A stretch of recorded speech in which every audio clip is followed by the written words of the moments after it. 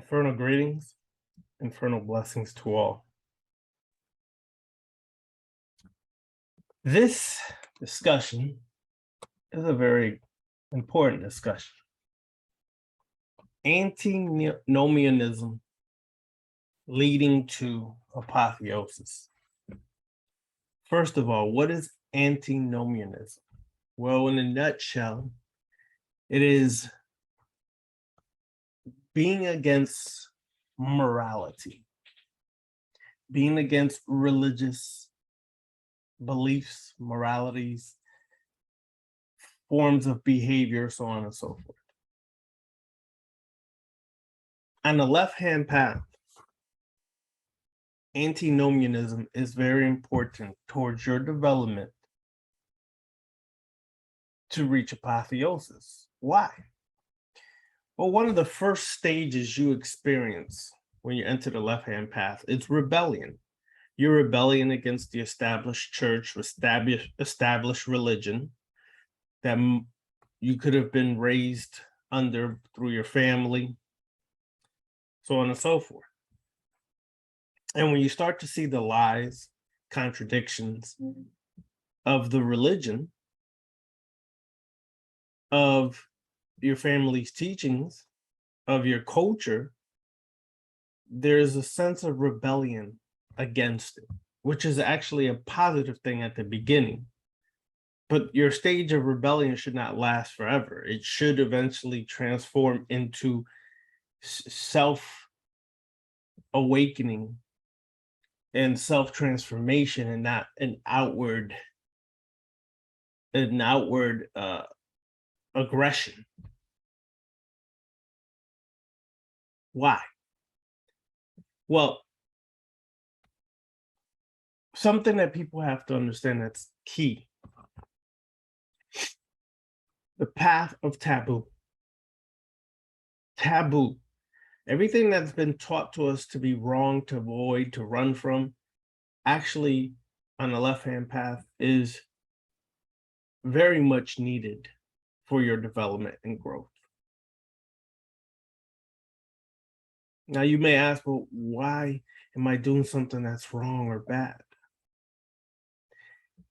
You've been taught it's wrong or bad. Therefore, you have no idea if it really is or not. By taking the active steps towards finding out if what you've been taught since childhood is right or wrong, begins your process of development. I've learned at this age that much of what I was taught was immoral, was evil or wrong, actually has more power in it towards my self-development and reaching apotheosis than avoiding, running from, and shunning something because I simply was told. I can't tell you how many times I've heard people say, well, that's what my mama told me, or that's what my family told me, or that's what my pastor told me. People, research for yourself. That's another thing. Research is just not reading books and cross-referencing between books. That's not research, that's studying. But I'll do another video discussing that topic another day. So, antinomianism, the act of going against, frees you from all that's chained you and binded you since your early stages. In India, and I mentioned this in the video the other night, the tunnels of Paraphaxidas. In India, you have the Agori. And they believe that in the path of taboo, you reach the divine or the sacred. So they actively and publicly many times do acts against the established norm, moralities, and religious beliefs of their society, which happens to be India. They will use cremation remains right? And rub it all over their body. And in many aspects of Indian religious beliefs, the ashes are sacred. They believe that by taking the ashes of a recently deceased individual, they're able to assimilate the knowledge, wisdom, understanding of that person, but also free the spirit of that person so that person's not bound to earth. Hard for some people to fathom, but this is their belief. And therefore, they believe that religion, as taught by the establishment, is a form of control, mass mind control, to limit your growth. So through the act of taboo, actually partaking in taboo, they awaken another side of them that they never knew existed. And they start to understand that even in the taboo, even what is considered evil, wrong, you have the divine. The sacred sits there waiting for you to tap into it. Because we've been taught to fear, run, and hide from things like that, it creates a situation where we stunt our growth and development. So ask yourself, what do you consider to be taboo? Make a list and say, what do I consider to be taboo? And put them in chronological, well, not chronological order, put them in the order of importance. Which one do you feel is the most important taboo? Like, which one has the most significance to you that you've given into refusing to tap into that area and explore it? Explore it. Taboo does not always have to be something illegal in society. Taboo could be a belief that you've been taught that this arena, this area is wrong for you to even explore. That would be considered taboo as well. It's not always some social standard of what taboo is, some religious standard of what taboo. It's sometimes what is taught within your culture, your ethnicity, your nationality, your race, or whatever the case may be. Some of these things pass on and they become superstition. For example, in some African traditional religions, touching or even using bat's blood is considered wrong or evil. On the left-hand path, we work with bat's blood on every level imaginable. So it could be things like that. But when you face the fear and find out that what you've been taught all this time really is just something to keep you away from important and powerful knowledge and information, then you start to break the chains that bind you. The chains that bind you. All of us have chains that bind us. It's just a matter of exploring to figure out which or what part of these areas within ourselves that these chains are binding us. And what we'll find out is some of them are related to taboos taught to us from family, religion, so on and so forth. Antinomianism is of the utmost importance. If you're afraid to go into the demonic realm, then you're afraid to meet yourself. If you're afraid to go into the darkness, then you're afraid of the darkness within yourself. If you're afraid to question everything, especially for me, I question everything the conscious community teaches because I came through there so many years ago. And I question a lot of what they teach. And what I found out through my own personal investigation and crossing into the abyss of taboos, let's say, much of what they say is incorrect. It's great to have a lot of philosophy, read a lot of books.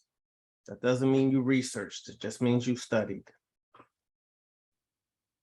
You did not partake in a clinical study or peer review or anything like that. That's when you start getting to real research. What you did is just cross-reference and formulated a belief, idea, or some philosophy that you feel benefits you. You're entitled to that. But passing it off as if it's law or if it's factual, that's incorrect as well. Question everything and everybody. I'm questioned day and night. Just because I'm on a public format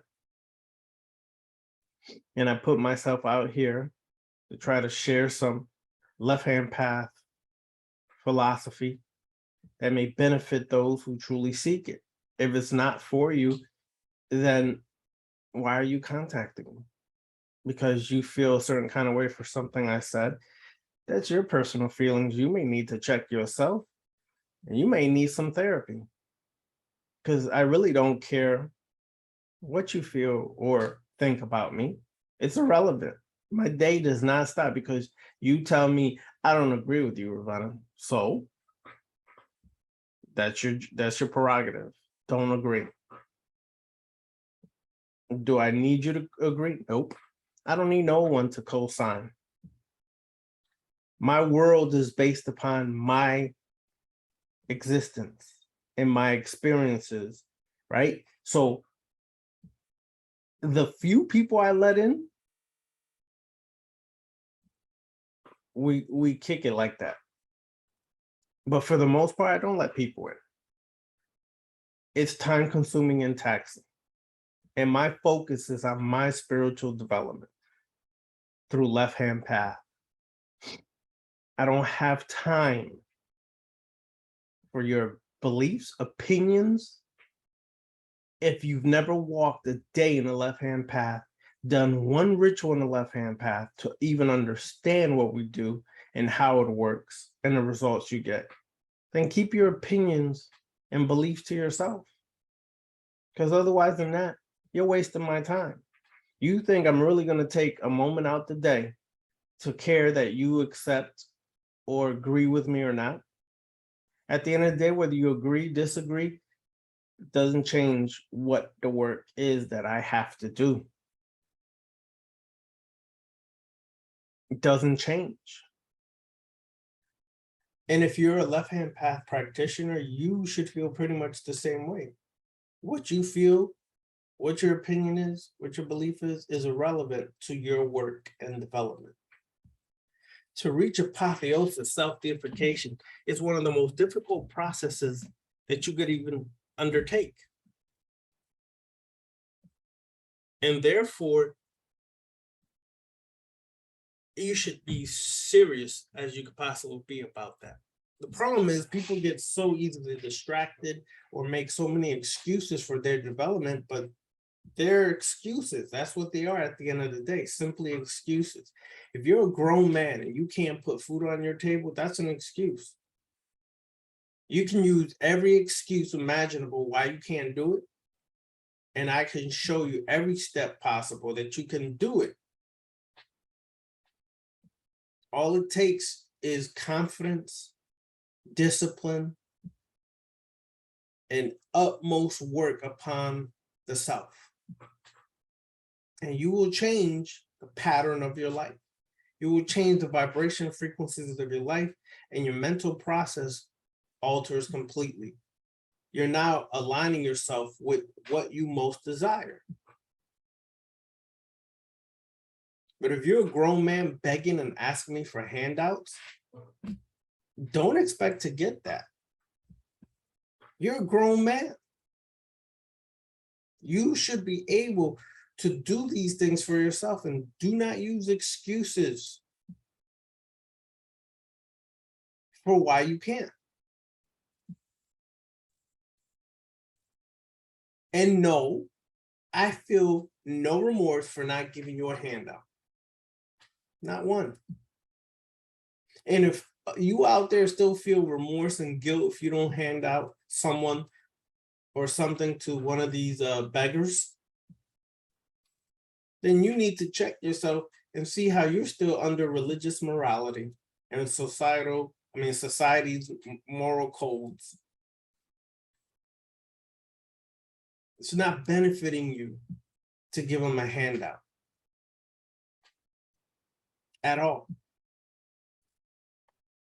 What you could do is talk to that individual and show them ways that they don't have to beg anymore, and show them steps that they could take to get back on their own 2 feet. But giving them a handout, you're enabling them to continue that process. Much too often in life, people enable you to continue down the path that is not benefiting you. Because we're too moral, we're too compassionate. False compassion, fake morality, feelings over facts. I had the conversation with my barber the other day, how feelings are running the world, and those feelings are bypassing facts.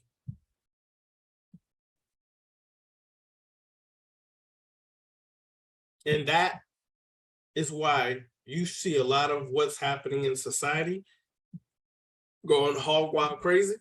That's why. Because people's feelings are now the new norm. If you hurt someone's feelings, you're shunned, shamed, because you spoke your truth, regardless who agrees with it or not. Are you ready to carry that mantle when you hit the left-hand path? Because many people on the left-hand path are very blunt.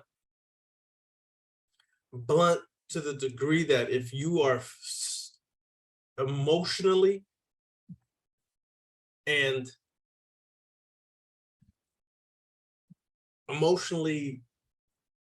imbalanced, everything will hurt your feelings because we tend to be very blunt.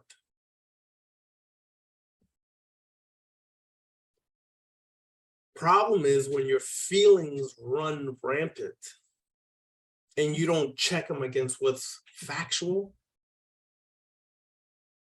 then there's a disconnect. I'll give you an example.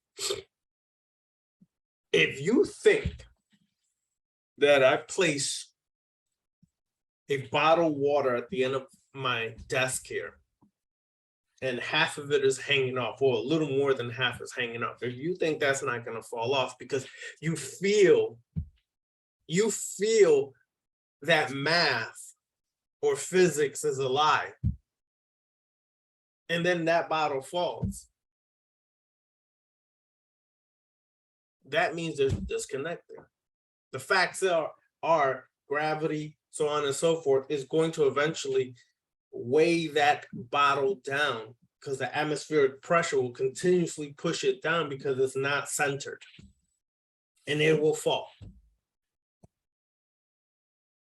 There's pounds per square inch of atmospheric pressure constantly pushing on things. And then you get on your feelings because it fell, simply because you feel physics is not real. It's not true. People,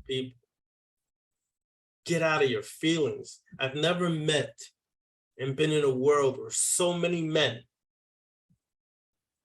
are so emotional. Now, I'm not telling you as a man you can't have emotions. Yes, you can. You can feel. You can cry. You can do these things. You know, many of us were taught to never share or show our feelings as men. You can do that. But what I'm talking about is when you get to the extreme and you just are so in your feelings about everything that no one can say anything constructive to you, that's a problem. That's a problem. If you're young and you feel that you are male or female, whatever the case may be, it doesn't mean that you're going to feel like that by the time you reach your teenage years. You're still growing, developing, learning about yourself and life. But people feel like that when they're young and can feel like that when they're later in their years, and may have regrets because their feelings overrid facts. That your feelings, your development in time, you may change the way you feel or think about yourself at that moment. They regret years later the things they did to their body or themselves because of how they were feeling then. If you feel you're not woman enough and you need to alter your body to attract, not even to attract man, you need to alter your body to feel good about yourself, there's a disconnect there. You shouldn't have to alter anything to feel good about yourself. You should just feel good about yourself because you love yourself and know yourself from the inside out. The problem is society doesn't teach you to know yourself or love yourself from the inside out. They teach you to love everything outside of yourself. And this began at an early age through religion, when you were supposed to love a figure like Jesus more than yourself. And you wonder why people have problems with developing. It's taught to you at an early age. Everything is about God and Jesus, and I give it up to God, I give it up to Jesus, and I give it up to Allah, and blah, blah, blah, blah.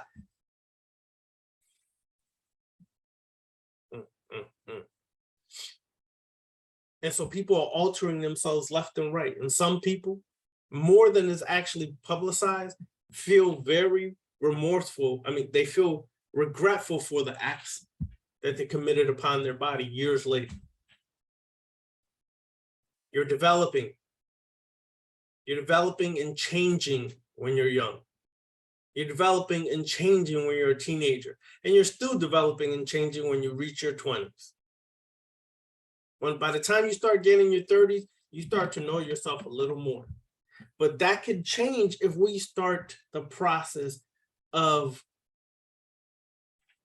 apotheosis at an early age, teaching individuals to rely on themselves, to rely on the gifts and powers of themselves, to do the work of themselves and honor themselves, trust themselves, love themselves, you will start seeing a change. But apotheosis is looked upon negatively because we're in a society that everything is based upon God. And the biggest laugh I had was yesterday when I saw this video, right? And it was just showing how conservatives think and how really some of them are associated with certain adverse groups, subversive groups, and things of that nature. And the one common thing they kept saying, this country was founded by Christian men, men of faith. Yo, here's the biggest lie. Yes, it appears that many of them were Christian. In fact, most of them were Masons. The belief that Masons have in the grand architect of the universe is completely different than what a Christian believes is God. And most of the people who signed this Declaration of Independence, who created the Constitution, were Freemasons. And Freemasons' belief of the grand architect of the universe,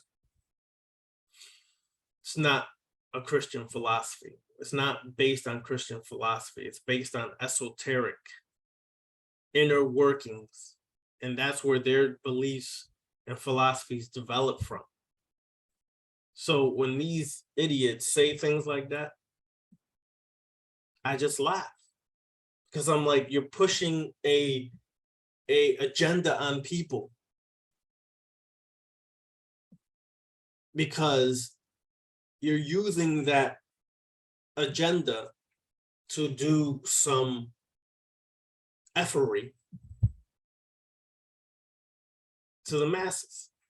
Now, again, if you wake up to the self, you start to see the inconsistencies, the contradictions, and the lies that are perpetuated by a lot of philosophies of people's beliefs and religions and organizations and so on and so forth. Much of left-hand path work is solitary, so you don't get caught up on what this person believes, on what happened over here in Arkansas, what happened in Thailand, or what happened here. Because what is most important to a left-hand path practitioner is what's happening to the self. You could call that selfish. So be it. But I'm not focusing on myself because I'm on some sadistic journey of mastering myself, of becoming powerful. I don't need power over others. My power that I'm seeking is power over self, the power over the way I think, power over the way I'm influenced or not influenced. How much influence do I allow by media, social media, things of that nature? So instead of a two-way street, my street, I would turn it into what's inside of here, what needs to be developed, what needs to be fixed, what needs to be addressed, what needs to be changed.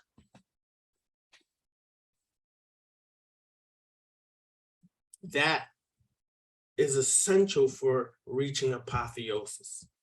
Self-deification, glorifying the self, loving the self, realizing that nothing begins or ends without the self. Not a God, not an Allah, not a Yahweh, not a Jehovah, not a God, a demon, or anything else. It all begins with the self. That is apotheosis 101. Self-deification is realizing, as a God, I am responsible for everything in my life, good, bad, ugly, and beautiful. I am the one who created all of these results by my choices, and those choices came from my beliefs. This is what led me to choose one path over another, to choose one situation over another. How you accept and what you've allowed to come in has to be addressed in order for you to filter a lot of those things out. So it's really you making a choice, really you making a decision, not you making a choice or decision and you're weighing it and checking it upon what your mama taught you, what your daddy taught you, what your uncle taught you, what your friend taught you, what social media is teaching you, what the news is teaching you, so on and so forth. That takes serious work. And because of that, I don't have time for my feelings to get involved, because the ultimate choice is what is necessary for my development, not how I feel about it. Oh, I don't feel like I want to work with, I don't want to work with Kali. She's too dark. Well, you're a wuss. Your little feelings are fragile. So you don't want to work with Kali because you might get torn apart, which is actually what you need, but you don't feel you want to go through it. Oh, I'm so scared of going through this. I'm scared of being torn apart. I'd rather go smoke a blunt. I'd rather go get drunk.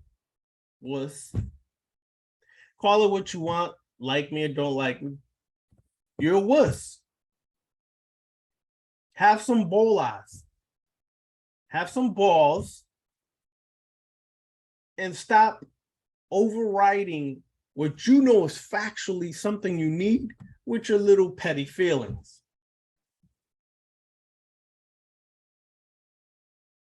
Oh, I don't like Ravana doing this, and I don't like what he did. I don't like that Beniti said this or Beniti did that. Your choice, your prerogative. But if your feelings override the work that we're providing for people that can benefit you, that's on you. You the one losing out.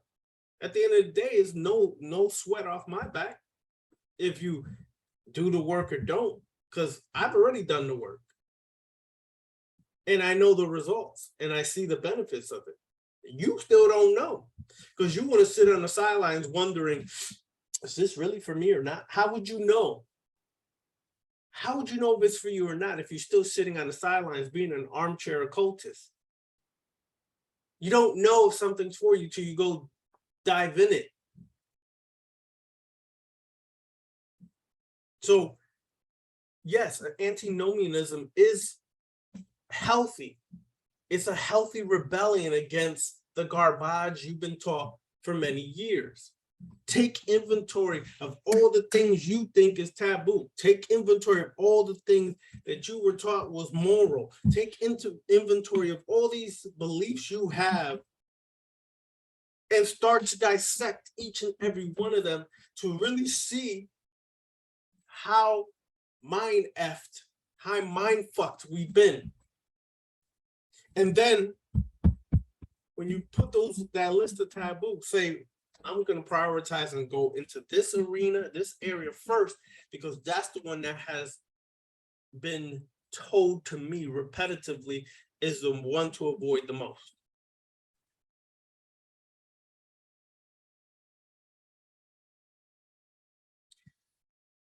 Challenge yourself to face your taboos.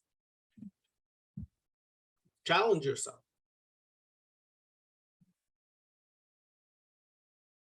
And another thing, people, I've known and I know too many jumpers. And you know by now, if you've been watching my channel for a long time, what I consider to be jumpers.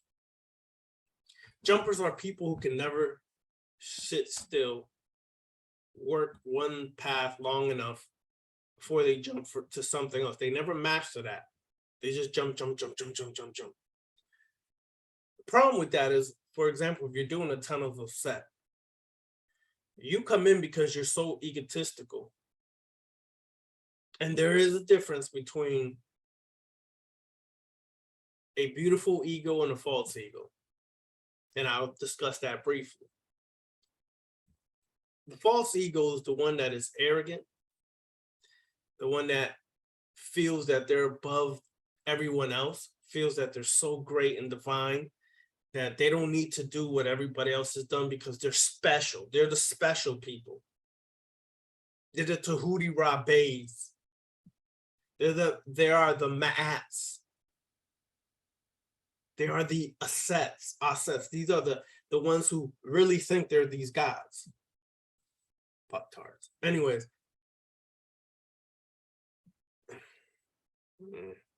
The problem, my peoples, is that ego right there will F you up. What do I mean? So they'll come into the tunnel set and they'll see there's 22 tunnels. And they'll jump into, let's say, the middle tunnel, like tunnel 15, because they think they're above everything. Oh, I don't need that. Boom, they throw it to the side. I don't need that. Boom, throw it to the side. Knowing they don't have any clue if they really need to walk through and work through that tunnel or not. They have no idea. They've never went through any tunnel. It's their ego talking, that false ego that's overriding facts. Now, what do I say? I say facts because treat This is the tree of death, tree of darkness. Something that's important to understand about a tree. A tree is only as strong as how deep its roots go into the earth. Take that and apply it to yourself. Your development towards apotheosis is only as strong as how deep your roots go. Therefore, when you come into the tunnels or the cliffa, the first 4 cliffa, the lower cliffa, right, and the tunnels that connect these cliffa are the most important when you're beginning. Let me repeat that again. Let me say this again. The first 4 cliffa and the tunnels that connect with these 4 cliffa are the most important when you are beginning. Notice I said when you are beginning. It is those first 4 cliffa that allows your roots to go deep into the earth so that you have a steady, sturdy, and strong foundation to therefore journey up the tree of death, to journey through the clippa. That is why you don't jump, because unless your foundation is deep, sturdy, rooted, and strong, you can and most likely will be messed up in one of the other cliffa or tunnels because you thought you were too grandiose to do it like everybody else has done it. The tree is set up in that way for a particular reason, because it makes sure that you are building and rooted deep in the philosophy, in the current, and in the work of the tunnels of Set and in the cliffa. If your arrogant ass thinks you don't need to go through that process, please do yourself a favor and get a checkup from the neck up. Do yourself a favor and question why you're so falsely arrogant and falsely egotistical. The beautiful ego, as I like to call it, is that which is healthy in self. It knows that the self is the most important. It loves the self. It calculates based upon facts, checks it with their feelings, and they ride out towards a greater version of themselves. See, the false ego, they just want the knowledge. They want the knowledge and the power, the magical powers that come with it, so that they can inflict their desires into the world or upon someone or a target or whatever the case may be. A beautiful ego is trying to become greater than they were yesterday. They're trying to develop into a more fully realized human being.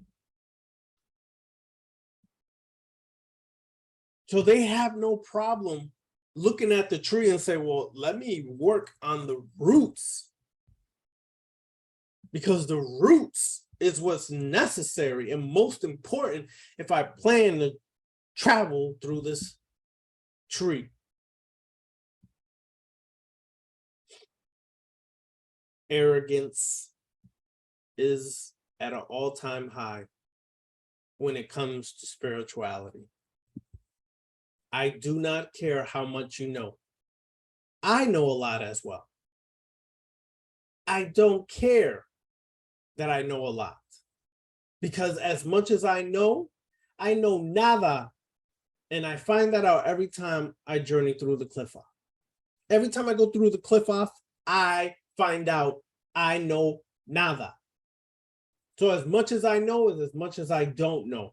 And therefore, I keep a healthy balance or healthy, harmonious integration when it comes to that reality.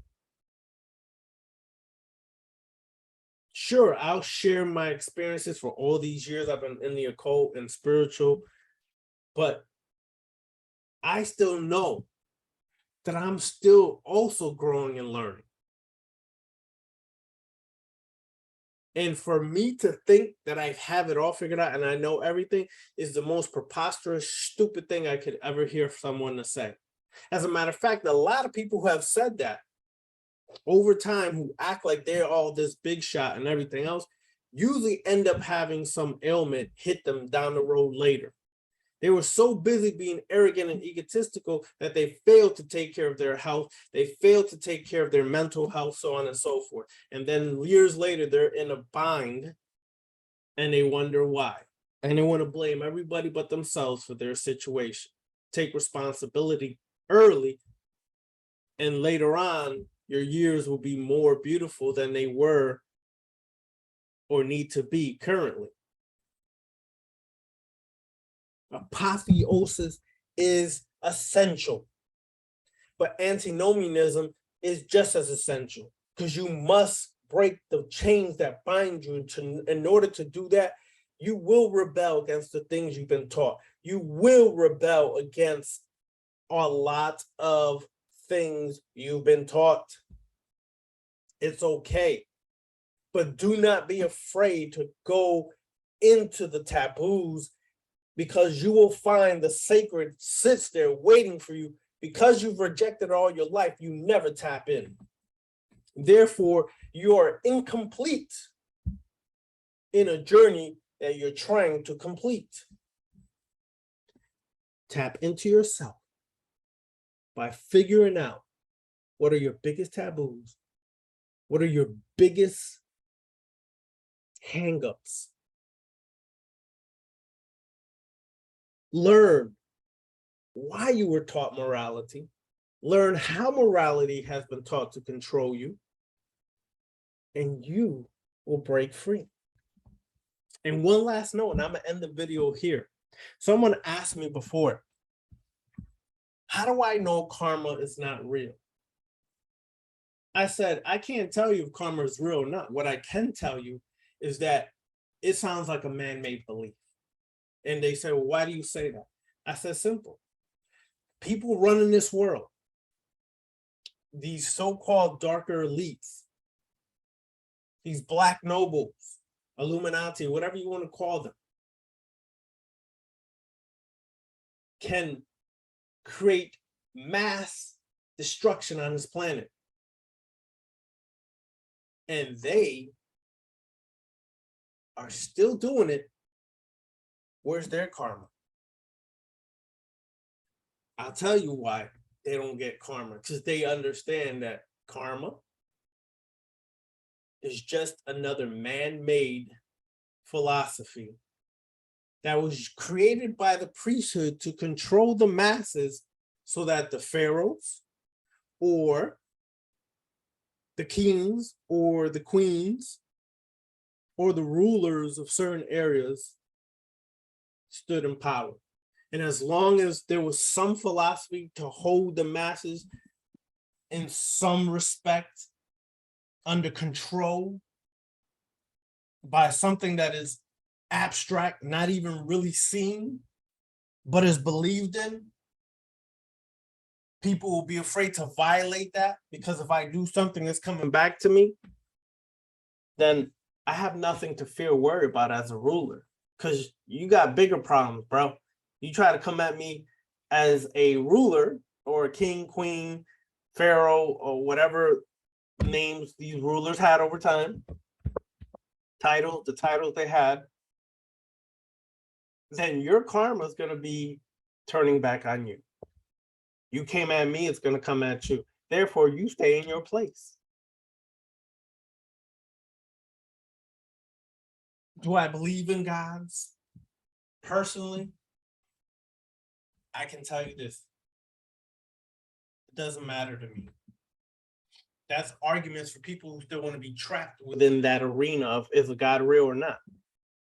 Atheist, theistic, doesn't matter. You can believe what you want to believe. I know what I believe. I believe I'm the God. And I believe these archetypes are mythos created as examples of levels we can reach. or levels we should avoid. Either one. That's it. That's my belief. You don't need to co-sign it. I don't care if you co-sign. I don't care if you accept that. I don't care if you believe it. I don't care if you believe God exists, God is real, the universe is this, and the universe knows it all. All forms of mind fuckery to control you and keep you always bound and limited, so you never really tap into your potential. If you have a mind, then your mind is not limited to the body. If you have a mind, then your mind is eternal, is unlimited. Tap into you, and you will learn that all this external stuff is not real. We made it real as a collective consciousness and collective unconsciousness. So the egregores we developed and created have become real because we fed it so much. We fed our energies, our prayers, our sorrows, our pain, our joys, our everything. I believe I'm working on self to be a God, not the God, not the universe, and none of that. I don't care about none of those things. Simply a God, an individual who is taking responsibility for every part of their life and not blaming anything external outside of myself for my failures, and not giving thanks to anything outside of myself for my successes. I can't stand athletes sometimes. Someone have scored 60 points. 60 points in basketball. And you see this quite often in the NBA. They scored 60 points. They had 12 rebounds, 10 assists.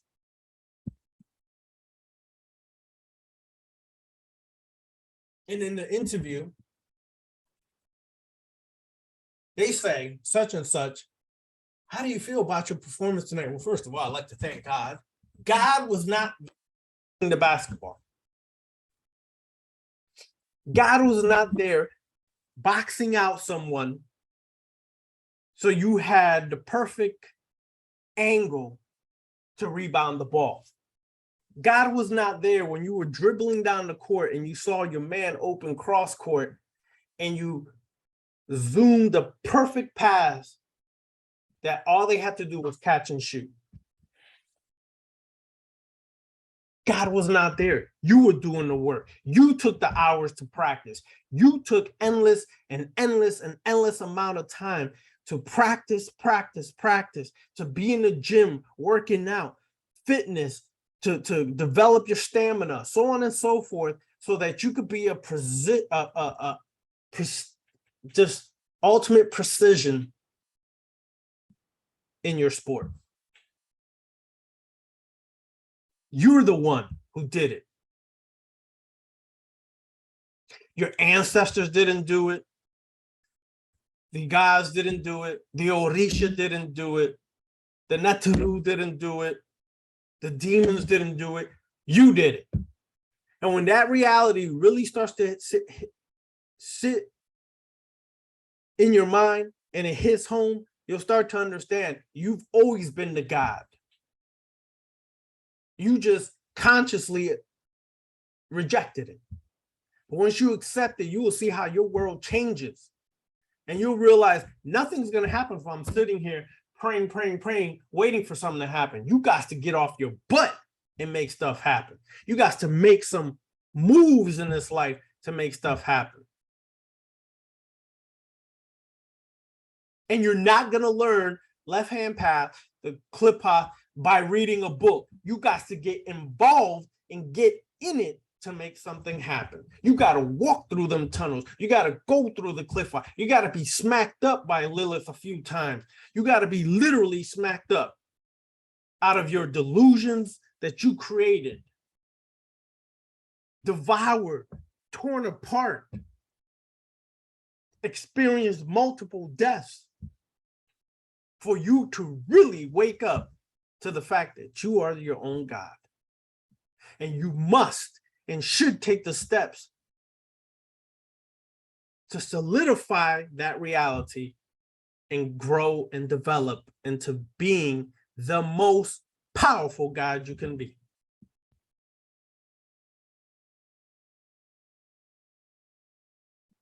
apotheosis is not easily reached. And if someone walks up to you and says, I'm God, and you ask them, how are you God? And they give you some spooky answer, smack them, keep it moving. Because they're spitting nonsense. A true God understands that I make or break my life by my choices.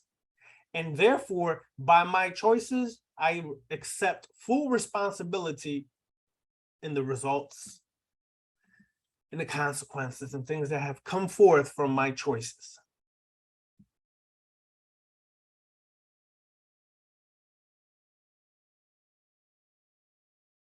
That's period. Period. Bottom line.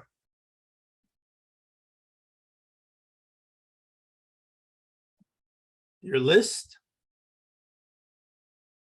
Prioritize what taboo you need to experience first, that you need to go into first. Yes, you might feel scary because that programming is jumping. It's jumping in your mind. It's like really hitting in your mind. So it's going to bring up fear. It's going to bring up doubts. It's going to bring up all these program responses. Suck it up. Take a deep breath. Say, I'm going through this. Period. I'm going through this. That's the reality. In our classes in Patreon, we're not sitting there holding hands, singing Kumbaya. We're doing some real work. And what I mean is each individual who is taking upon themselves to master themselves, they're the ones who are doing the work. Yes, there's rituals that we've created that should be effective based upon our experiences and our, what we've learned. We create these rituals, but that ritual is just sitting there until you activate it, until you put yourself in it, you put your stamp in it, you put your energy in it. That ritual just sits there on a white piece of paper with black letters. That's it. Or it sits there on a PDF file, whatever the case is. You have to take the initiative to do something about it. I don't care if you read 1,000,000 left-hand path books, until you take the step to do something about it and stop reading and actually get involved, it's just knowledge. And it can become useless knowledge if you never do anything with it. Take initiative to become the God that you are destined to be based upon what you feel that destiny is, not some pre-written, ordained destiny. Please, we're back to spookism again.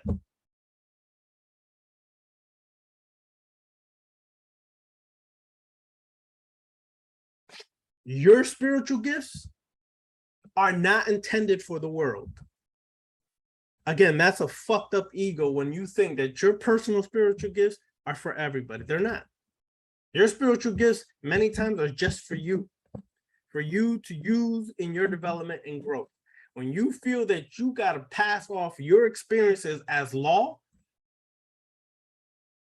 when you feel that you got to pass off your gifts as some spiritual insight for the masses, you're fooling yourself. This has been and will always be a solitary journey. We can come together. We can do work together. We can come together as groups. We come together as orders. We could do all that. But at the end of the day, the work still always goes back to the self. Period. Wake up to that fact and reality. Become the God you are. Infernal greetings, infernal blessings to all. And to all, you have a fabulous day so that your night side can be empowered by you.